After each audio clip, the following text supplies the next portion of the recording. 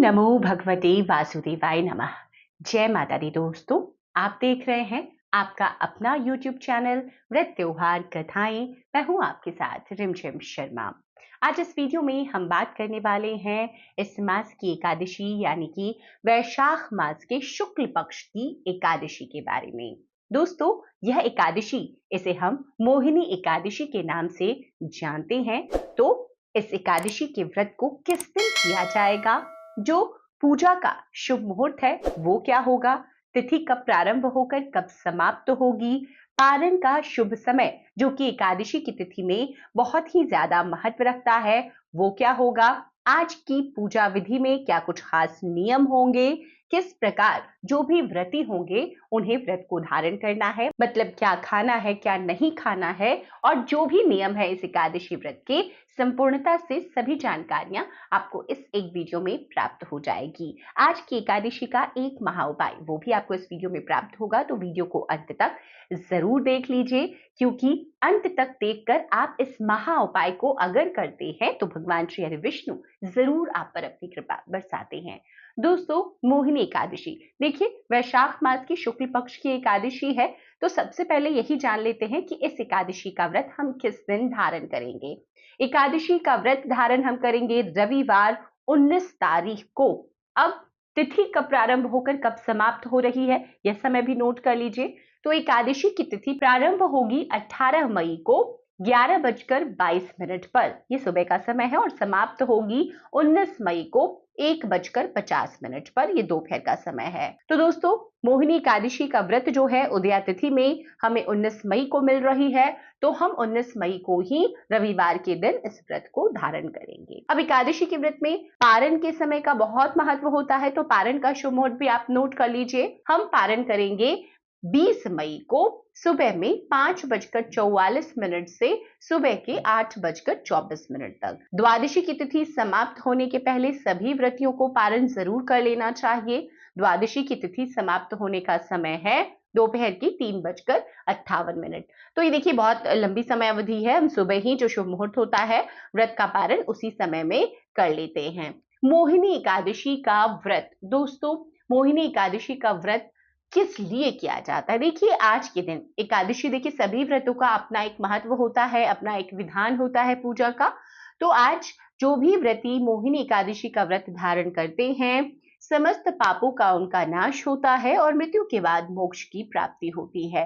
दोस्तों, मोहिनी स्वरूप को आज की एकादशी में भगवान श्री हरि विष्णु के मोहिनी स्वरूप को ध्यान में रखकर हम व्रत का संकल्प लेते हैं और इसी स्वरूप को ध्यान में रख करके आज की पूजा हम करते हैं। देखिए मोहिनी स्वरूप भगवान श्री हरि विष्णु का वो स्वरूप है जब समुद्र मंथन के बाद अमृत कलश निकला और देवताओं और दानवों के बीच युद्ध छिड़ गया कि कौन उस अमृत कलश को लेगा और कौन कौन उस अमृत को ग्रहण करेगा। तो भगवान श्री हरि विष्णु ने उस वक्त मोहिनी अवतार लिया था और उन्होंने बड़ी ही चतुराई से दानवों से वो अमृत कलश लिया और देवताओं को दिया। तो उसके पीछे की जो कथा है वो एकादशी व्रत की कथा में मैं आपके साथ शेयर करूंगी, लेकिन आज की जो पूजा का विधान है उन नियमों को भी आप जरूर ध्यान से सुन लीजिए। आज के दिन देखिए सुबह, हर एकादशी व्रत के दिन वैशाख मास वैसे भी चल रहा है, सुबह हमें जल्दी उठना है और सुबह उठकर स्नान आदि क्रियाओं से निवृत्त होना है। आज के दिन हमें पीले वस्त्र ही धारण करने चाहिए। जो भी मोहिनी एकादशी का व्रत कर रहे हैं वो व्रती तो पीले वस्त्र धारण करें ही, जो व्रत नहीं भी करते हैं देखिए ध्यान रखिए एकादशी की तिथि में हमें पीले रंग के वस्त्र भगवान विष्णु की विशेष कृपा के लिए पहनने चाहिए। तो जो व्रती नहीं भी है वो भी पहने तो बहुत ही अच्छा फल होता है। देखिए इसके बाद में सुबह उठेंगे आप, जल्दी उठ जाएं आज, आप घर की साफ सफाई उसके पहले कर ले, फिर आप स्नान वगैरह करके स्वच्छ पीले रंग के वस्त्र पहने और उसके बाद में भगवान के मोहिनी स्वरूप को ध्यान में रखकर उनकी पूजा आप शुरू करेंगे। एकादशी की तिथि में भगवान श्री हरि विष्णु की हम विशेष पूजा करते हैं माता लक्ष्मी के साथ, और आज की विशेष पूजा होती है तुलसी माता की। तो आपको इनकी पूजा करनी है। एकादशी की तिथि में पीपल वृक्ष की सेवा का भी बहुत महत्व है, खास तौर पर वैशाख मास में। तो आज का पूजन आपको वहां पर भी जाकर जरूर करना है। तो दोस्तों अब आपने भगवान के लिए, अगर देखिए आप अपने मंदिर में ही करते हैं तो आप वहां पर भी कर सकते हैं। कई लोग आज विशेष एकादशी की तिथि में पाटा लगा करके भगवान श्री विष्णु को नए वस्त्र अर्पित करते हैं, उसके बाद में उनका पूजन करते हैं। तो पीले वस्त्र लाएं, आप जो भी उनके लिए आप फूल माला लाना चाहते हैं तो पीले ही लाएं। भोग में देखिए आज के विशेष भोग में ना हम केसर मिश्रित अगर दूध ये भोग में अर्पित करें भगवान श्री विष्णु को, आप चरणामृत भी बना सकते हैं और केसर मिश्रित दूध भी अर्पित कर सकते हैं, बहुत प्रसन्न होते हैं। तो देखिए दूध को भी ना अमृत तुल्य माना जाता है, तो आज की पूजा में हम अमृत तो अर्पित नहीं कर सकते, तो अगर दूध हम केसर मिश्रित अर्पित करते हैं, इससे भगवान के मोहिनी स्वरूप की हम पर कृपा बरसती है और हमारी समस्त इच्छाएं पूरी होती है। माता लक्ष्मी को आप सफेद कोई भी भोग, बताशे का भोग रखें। आप जब भी पूजन करें माता लक्ष्मी, उनके लिए मखाने का भोग रखें तो उनको भोग लगाएं। आज की पूजन में देखिए भगवान श्री विष्णु की पूजा में तुलसी पत्र उनके भोग में जरूर आपको छोड़ना चाहिए, क्योंकि ऐसी हमारी धार्मिक मान्यता है कि बिना तुलसी के भगवान भोग स्वीकार ही नहीं करते। तो ये विशेष बातें होती है जिसे ध्यान में रखना होता है। आज की तिथि में आपको भगवान को सात्विक चीजों का भोग लगाना है, चावल का उपयोग आपको नहीं करना है, ना भोग में करना है और ना ही भगवान को अक्षत स्वरूप चावल अर्पित करना है। आज भगवान विष्णु के लिए अक्षत हम सफेद तिल का उपयोग करते हैं।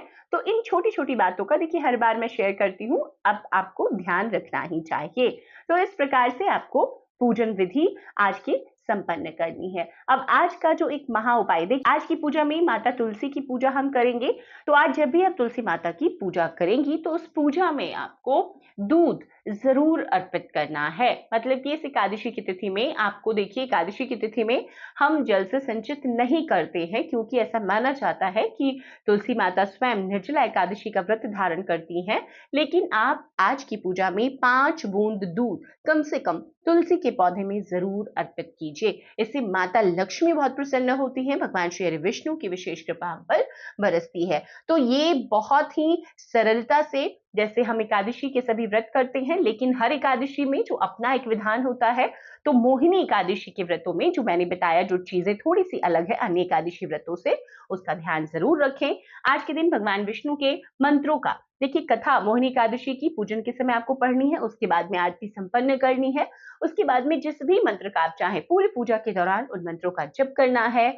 उसके बाद भी आप चाहें तो आप कम से कम 3, 5, 11 ऐसे जितनी माला आप चाहें जप कर सकते हैं। मोहिनी एकादशी की तिथि में भी अगर आप रात्रि जागरण कर सकते हैं, बहुत ही अच्छा है। घर परिवार के लोगों को भी देखिए शुद्ध सात्विक भोजन ही करना चाहिए। घर परिवार में भी किसी भी लोग को आज चावल का भोजन नहीं करना है। एकादशी की तिथि में देखिए सभी लोगों को चावल त्याग देना चाहिए। परिवार के अन्य सदस्य भी पीले वस्त्र पहने, बहुत ही शुभता लेकर आता है। पूरे परिवार में सुख शांति बनी रहती है। एकादशी के व्रत में देखिए अब क्या खाना है, तो हमेशा सात्विक भोजन आपको करना है। एकादशी की तिथि में ज्यादा कर देखिए अन्न का भोजन नहीं किया जाता, लेकिन कई लोग मजबूरी में एक समय अन्न भी खाते हैं। अगर आपको ऐसा लगता है कि आपको जरूर है, आपकी सेहत के हिसाब से जरूरी है कि आपको एक समय अन्न का भोजन करना है, हालांकि एकादशी का व्रत फलाहार किया जाता है। जिनका सामर्थ्य नहीं है, मतलब कि अगर फास्ट उपवास में नहीं रह सकते, तो आप फलाहार रहिए। दूध वगैरह का सेवन, जूसेस आप ये सब ले सकते हैं, इसमें कोई मनाही नहीं होती है। अब विधि विधान से इस व्रत को संपन्न आपने कर लिया, अगले दिन व्रत को खोलना होता है। तो पारण आपको शुभ मुहूर्त मैंने आपके साथ शेयर किया हुआ है, इसी शुभ मुहूर्त में आपको एकादशी व्रत को खोलना है, मतलब व्रत का पारण करना है। पारण आपको तुलसी पत्र से और भगवान को जो आपने भोग अर्पित किया है उस चीज से कर सकते हैं, या पारण किस चीज से करना चाहिए इस पर एक विशेष वीडियो मैंने आपके साथ शेयर किया है, उस वीडियो को जरूर देखिए। डिस्क्रिप्शन बॉक्स में आपको वो लिंक मैं शेयर कर दूंगी। हर मास में अलग अलग चीजों को खा करके पारण, मतलब एकादशी के व्रतों में ये खास नियम है कि खोला जाता है, तो आप उन चीजों से भी पारण कर सकते हैं। अब जो पारण करेंगे उसके पहले आपको ब्राह्मण के नाम का सीधा दान पहले ही निकाल कर रख देना चाहिए। तो संपूर्णता से सभी जानकारियां इस एकादशी, मोहिनी एकादशी व्रत की आपको इस वीडियो के जरिए प्राप्त हो गई है। तो इन बातों का ध्यान रखें और आप भी इस एकादशी व्रत को भगवान श्री विष्णु और माता लक्ष्मी तुलसी माता की कृपा के लिए इसी प्रकार संपन्न करें। वीडियो अगर पसंद आया हो तो लाइक जरूर कर दीजिएगा। चैनल पर पहली बार आए हैं, इस तरह की जानकारियां आपको भी अच्छी लगती है तो चैनल को कृपया कर सब्सक्राइब जरूर कर लें। नोटिफिकेशन के लिए बेल आइकन को प्रेस कर दीजिए, ताकि जब भी मैं कोई वीडियो शेयर करूं वो आपको सबसे पहले प्राप्त हो सके। वीडियो देखने के लिए बहुत बहुत शुक्रिया। जय माता रानी, हर हर महादेव।